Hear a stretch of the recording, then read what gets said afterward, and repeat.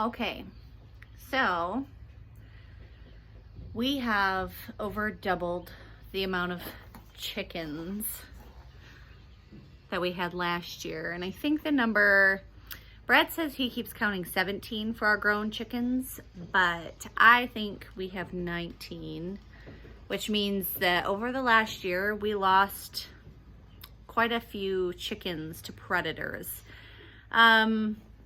This happens a lot with like having bantams, especially. We lost a lot of bantams. Those are a lot easier for like hawks and stuff to carry off.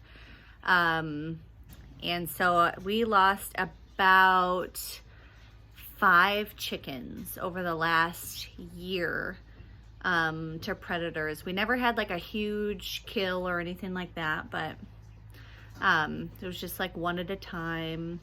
One of them did die from like, I don't know if it was a heart attack or whatever, but Brad came in one morning and just said that one of the chickens was right underneath the roost, cold and dead. So she had died during the night.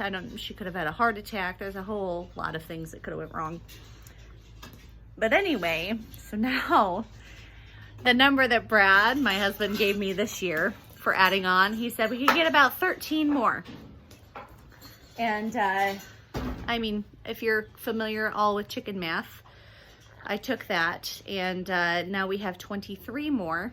Plus I have 4 more millifleur bantam cockins that I'll be getting somewhere around the 28th or the 29th, like the end of the month.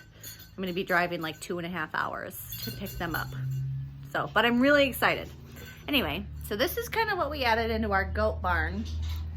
And most of the baby chicks are in here, but the bantams that we did, actually Brad brought home 6 bantams, which I was really surprised about.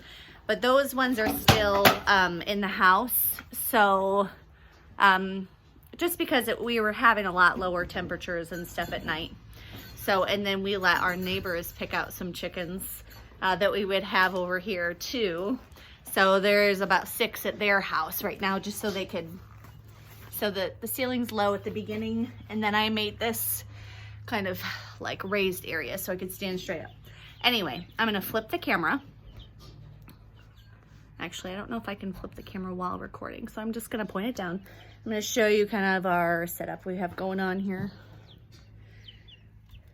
So this is just like one of those easy coops that you can buy from like Tractor Supply or whatever. We picked up ours at a garage sale. I got it for like $10, which was awesome. And so we use this as a brooding house. So this is inside this bigger area because the chicks are still only like a week old. They're not quite big enough.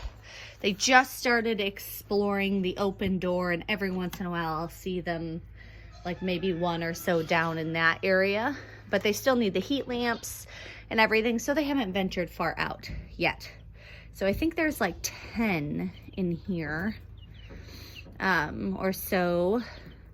But anyway, we have this feeder that we made in here.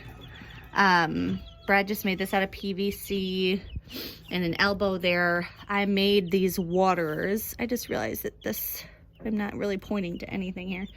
Okay, so I made this water out of just a plastic container that actually fit a mason jar lid. And then below it, it has the nipples on it. So that works a lot easier than the other chick waters because they don't spill it. It doesn't get dirty. So that's pretty awesome. So you see some of them are venturing down here right now. So that's the chicks. This is our new goat barn that we built this year, or starting last year in the fall, kind of. We kind of just exploded into the goat world, and Molly, one of our goats, might be pregnant by accident. I hear this happens a lot. Oh, I dropped this wood and like split it. Anyway, I just gave the goats their grain, and sometimes they howl and everything still. You can see them in there. So let's see, this is Molly. This is Luna. That's Mr. Weasley. That's Charlie, who just came in. You may notice that we named all of our goats after Harry Potter characters. So, because I'm a little obsessed. The one who's possibly pregnant is this one right here. So she got over into the boys' run and spent almost a whole day over there. And this guy is not fixed. So I don't know. We'll see. We'll see. It's a little early, so I did not want her to get pregnant. Anyway, so because Molly escapes so often, we had to put in an electric fence. So my husband just did this over the last couple of days. We just made this a double gate so we could get through with our tractor, which is awesome. The doors are a little off level. We're gonna fix that eventually. But anyway, so that's all set up, but he said he found an issue that it's not getting a lot of voltage. So I'm gonna walk through and kind of check it out, see if there's something that might be grounding out the wire, because apparently that will change, as you know, the amount of current that's going through. So he actually touched it this morning and he said that he felt nothing, and then he felt a little bit. He said, but it definitely wasn't the amount that he was expecting. So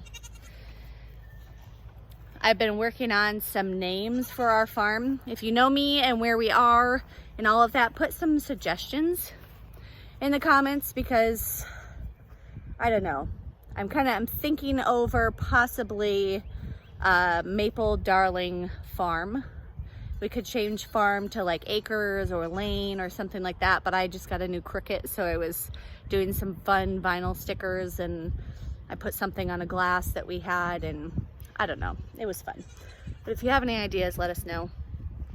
But yeah, this is what we have going so far. Brad just got a rake from a friend that we're borrowing, one that goes on the back of the tractor. Sorry, I don't know what it's called. And he is raking out a big plot of land that we cleared yesterday. It's probably about a half acre or so, and he's gonna reseed that. There's Chloe. Another thing that I've been considering and talking to my husband about is pigs. I want to become self-sufficient and be able to have our own meat and stuff. We're already working on the milk situation. We decided on goat milk because we do not drink enough milk as a family to have a dairy cow. So we'll see how that goes. I know there's lots of different things that can affect the flavor, and I don't know if Brad's even gonna let, really? Girl, what are you doing? What's happening? Anyway, we're gonna put another electric fence out around some property behind this goat barn. Stop trying to eat that. Really? You're trying to eat a remote while peeing? That's not very ladylike of you. He's gonna surround some of the property behind this barn just with some electric fence, maybe like 3 lines of it, to keep the boys in until we get a permanent fence up. And then we're gonna be able to take this divider out. It would give the girls this whole area, which is probably about, I don't know, like 1/5 of an acre or so. I'm bad at that kind of thing. We only have 3 acres here, so it's got to be less than 1/5 of an acre. I don't know. It's a pretty big area though for 2 goats. So we're excited about that because I want to give the girls some more room and get some toys out here for them, things that they can jump across and stuff like that. So got a lot of stuff going here. It's been a lot of fun.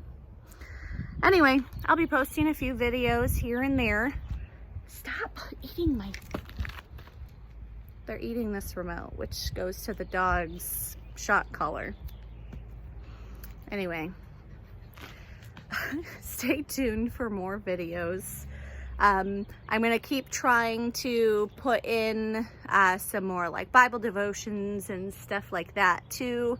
I have a blog on the Wix site, so it's the same thing as the Narrow Alley, and I'll link it in the description below so you can get that.